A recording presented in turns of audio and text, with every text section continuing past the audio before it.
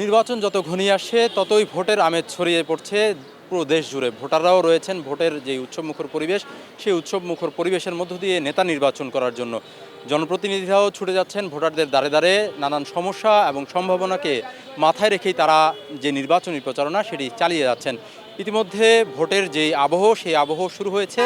বর্ণমালা Romeo builders presents ভোটের পথে বাংলাদেশে আজকের অতিথি ঢাকা 12 আসনের সাইফুল আলম মিলন, তার সাথে আমরা কথা বলবো। দাঁড়িপাল্লার প্রতীকের এই প্রার্থীকে আমি স্বাগত জানাচ্ছি ভোটের পথে বাংলাদেশ অনুষ্ঠানে। জি, আমার পক্ষ থেকে আপনাদেরকে স্বাগত এবং ঢাকা 12 আসনের সকল ভোটারের ভাই বোন, তরুণ তরুণী সকলকে আমার পক্ষ থেকে সালাম ও শুভেচ্ছা। নির্বাচনী আমেজ তো শুরু হলো। আসলে ভোটারদের যে ভোট কেন্দ্রে যাবার যে আগ্রহ কিংবা ভোট নিয়ে যে আগ্রহ, সেই আগ্রহ কেমন দেখছেন এবং জয়ের ব্যাপারে আপনি আসলে কতটুকু আশাবাদী? নির্বাচনের ব্যাপারে আমাদের গোটা বাংলাদেশি সকল মানুষের মধ্যে ব্যাপক উৎসাহ উদ্দীপনা, একটা উৎসব মুখর পরিবেশে সকল আসনেই নমিনেশন পেপার সাবমিট করা হয়েছে। আজকে প্রতীক বরাদ্দ হয়েছে, কার্যক্রম অনেক সুন্দরভাবেই চলছে, কিন্তু আমরা জনগণের মধ্যেও ব্যাপক সাড়া পাচ্ছি। তো কিন্তু কতগুলো ঘটনা এই সুষ্ঠু সুন্দর নির্বাচনের ব্যাপারে আপনার প্রতিবন্ধক হিসাবে আমাদের সামনে এসে দাঁড়িয়েছে। তো তার মধ্যে আমাদের ঢাকা 12 আসনে আপনারা জানেন যে 2টা হত্যাকাণ্ড হয়েছে নির্মমভাবে। একজন যুবদলের সাবেক নেতা, আরেকজন আমাদের একটা ওয়ার্ডের সহসভাপতি।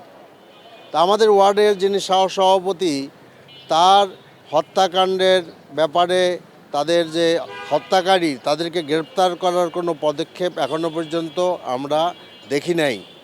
যার ফলে আমরা আশঙ্কা করছি যে এই যে অস্ত্র যাদের হাতে রয়ে গেল এবং সন্ত্রাসী যারা এই কর্মকাণ্ড করছে, তা ভোটের মাঠেও এটার ইফেক্ট পড়তে পারে।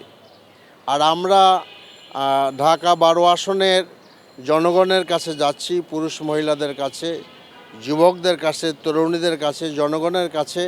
আলহামদুলিল্লাহ আমরা ব্যাপক সাড়া পাচ্ছি। বাংলাদেশের মানুষ একটা পরিবর্তন চায়। শিক্ষিত অশিক্ষিত সকল লোকে বলছে তারা আরও অনেক 3টি দলকে দেখেছে, তারা নতুন একটি বন্দোবস্ত চায়, নতুন বাংলাদেশ চায়। সে কারণে আমি নিজে জয়ের ব্যাপারে শতভাগ আশাবাদী। আপনার নির্বাচনী এলাকা একটি শিল্প এলাকা এবং সেখানে বেশ বড় একটি বাজার রয়েছে। সেখানে সন্ত্রাসের যেমন আধিপত্যের বিস্তার রয়েছে, পাশাপাশি সেই শিল্প এলাকা ঘিরে কিন্তু নানান সম্ভাবনা রয়েছে। সেখানে অনেক বেশি তরুণ লোকের চাকরির সম্ভাবনা রয়েছে। তো আসলে এই সমস্যা এবং সম্ভাবনা নিয়ে আপনার কি চিন্তা, আপনার আসন নিয়ে? জি, আপনাকে ধন্যবাদ। প্রথম কথা হলো যে আমাদের এই 12 আসনের সবচেয়ে বড় সমস্যা হলো চাঁদাবাজি। এগুলা আমাদের পত্রপত্রিকায় ছাপা হয়েছে এবং আমাদের কারওয়ান বাজারে, তারপরে ফার্মগেটের হকার্স মার্কেটে, তারপরে আমাদের মহাখালী বাস স্ট্যান্ড, শিল্পাঞ্চল জুড়ে এবং হাতিঝিলের যে সার্কেল বাস আছে, সব জায়গায় চাঁদাবাজি চলছে। এই চাঁদাবাজিগুলো আগেও হইতো, আর তো এখনও চাঁদাবাজি হচ্ছে, শুধু চাঁদাবাজের পরিবর্তন হয়েছে। তো কাজে আমার যেটা প্রধান লক্ষ্য হবে যে আমাকে যদি আল্লাহ তাআলা নির্বাচিত করেন, জনগণ যদি আমাকে পছন্দ করেন, ঢাকা 12 আসনের যে ক্যান্সার, যে চাঁদাবাজির ব্যাপারে আমাদের জিরো টলারেন্স আমরা প্রদর্শন করব। আমরা তাদের লাল কার্ড দেখাবো এবং জনগণকে সাথে নিয়ে, মানুষকে সাথে নিয়ে আমরা চাঁদাবাজিকে পরিপূর্ণভাবে উচ্ছেদ করার আশা করছি। প্রত্যেকটি নির্বাচনী এলাকায় একাধিক প্রার্থী রয়েছে। আপনি কাকে আপনার নিকটতম প্রতিদ্বন্দ্বী বলে মনে করছেন এবং সেই যে প্রার্থী যারা রয়েছে তাদের আসলে এই নির্বাচনের যে আচরণবিধি, সেই আচরণবিধিগুলো আসলে তারা কতটুকু মানছেন এবং আপনি নিজেও কি আসলে সেটি ভঙ্গ করছেন কিনা? আমার মনে হয় যারা নির্বাচনে অংশগ্রহণ করেছেন 12 আসনে, আমি তাদের সকলকেই মোবারকবাদ জানাই এবং আসলে ভোটের মাঠে প্রতিদ্বন্দ্বীরা তো ভালো, সে কারণে আমি তাদেরকে স্বাগতম জানাই এবং আমি মনে করি যে আমরা একটা সৌহার্দ্যপূর্ণ পরিবেশে নির্বাচন করতে চাই। আমার তো মনে হয় যে আমি অলরেডি প্রস্তাব দিয়েছি ঢাকা 12 আসনে যারা নির্বাচন করছে, আমরা একটা পারস্পরিক চুক্তিতে আসতে পারি যে ভোট কেন্দ্রগুলোতে আমরা নিজেরা কোনো আইন অমান্য করব না, সন্ত্রাস করব না, ভোটের কেন্দ্রের ভিতরেও করব না, যাতে করে সুষ্ঠুভাবে নির্বাচন অনুষ্ঠিত হয়। কারণ সরকার একার পক্ষেই তো সব কিছু করা সম্ভব না। আমরা হলো মানে সর্ববৃহৎ স্টেক হোল্ডার, কাজে এই আশাটা আমি আমার নিজের জন্য আমি বলতে পারি যে আমরা এগুলোর ব্যাপারে প্রশ্রয় দেই নাই, দেবও না, এবং অন্যদের ব্যাপারে আমরা বলতে চাচ্ছি যে আসেন আমরা সকলে মিলে একটা সুষ্ঠু নির্বাচন করি।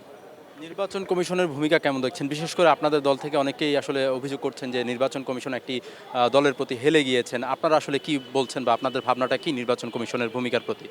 নির্বাচন কমিশনের ব্যাপারে আমরা আমাদের দলের প্রতিনিধিরা গিয়েছে এবং তা আনুষ্ঠানিকভাবে বলেছে যে নির্বাচন কমিশন মূলত একটা দলের দিকে দারুণভাবে ঝুঁকে পড়েছে। ঝুঁকে পড়লে বললে যথেষ্ট হবে না, দারুণভাবে তারা ঝুঁকে পড়েছে এবং সরকার একদম আপনার স্পষ্টভাবেই একটা দলের প্রতি তারা ঝুঁকে পড়েছে। কাজে এই অবস্থা থেকে সরকার এবং নির্বাচন কমিশন যদি তাদের অবস্থান পরিবর্তন না করেন তাহলে তারা নিজেরাই একটা ইমব্যালেন্স তৈরি করছেন। একটা লেভেল প্লেয়িং ফিল্ডের যে আশ্বাস তারা দিয়েছেন সেখান থেকে তারা নিজেরাই সরে যাচ্ছেন, যার ফলে যে প্রফেসর ডক্টর ইউনূস সাহেব যে অভূতপূর্ব সুন্দর একটি নির্বাচন তিনি করতে চেয়েছেন এবং তিনি আশা করছেন, আমার মনে হয় না যে এরকম নির্বাচন এরকম করতে থাকলে হবে বলে। আপনাকে আন্তরিকভাবে ধন্যবাদ আমাদেরকে সময় দেওয়ার জন্য। দর্শক, আসলে জয় পরাজয় যাই হোক, সকল প্রার্থীদেরই কিন্তু তার নিজ নিজ নির্বাচনী আসন ঘিরে সুচিন্তিত মতামত রয়েছে। সেগুলোকে মাথায় রেখে জয়ী প্রার্থীরা যদি কাজ করেন তবে সেই আসনগুলো যেমন বদলে যাবে, একইভাবে কিন্তু এই আসনগুলো বদলে যাওয়ার মাধ্যমে বদলে যাবে পুরো দেশ।